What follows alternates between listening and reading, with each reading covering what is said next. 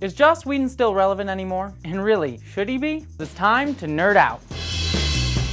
There are few people that have had more influence on nerddom than Joss Whedon. He's written everything from Buffy the Vampire Slayer, Firefly, the first two Avengers movies, heck, even Toy Story. Today, so many TV shows are based on the Buffy structure, and so many blockbuster movies follow his quip first, ask questions later writing style. I'm just playing. You better hide that big ass forehead. I was just joking. Joss Whedon can be felt across the nerd world. Yet after his clear artistic frustrations directing Avengers Age of Ultron, Whedon has clearly faltered. His reworking of the much maligned Justice League film was arguably to that film's detriment, working against Zack Snyder's original intention and tone, making for a very strange Franken film. And Franken mustache. And just last week, it was announced Whedon was leaving the director's chair for the announced Batgirl film, because he couldn't find a story. For someone who's been a rich storyteller, that's a tough pill to swallow. Yet what's a tougher pill to swallow is that the man who inspired so many of us isn't the man that we thought he was. Last year, Joss Whedon's ex-wife Kai Cole spoke out against Joss Whedon's multiple affairs and emotional manipulation of Cole while they were still married. Cole wrote that Joss Whedon was, quote, a hypocrite preaching feminist ideals.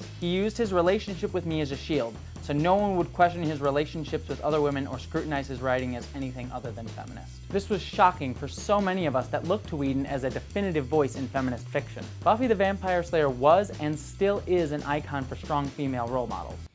See, I've had a lot of people talking at me the last few days, lining up to tell me how unimportant I am. And I finally figured out why. Power. I have it. They don't.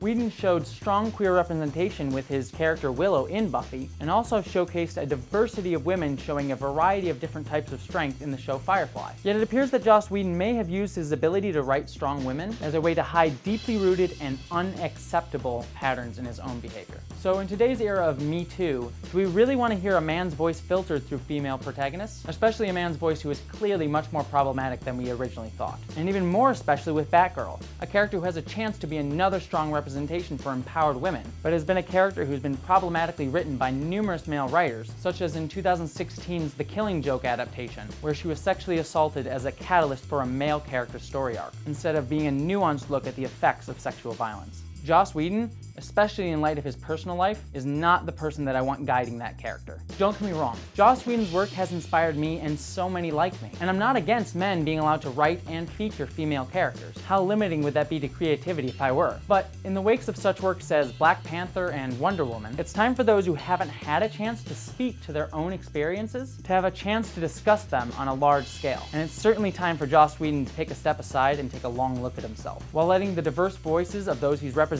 and inspired to finally take the center stage.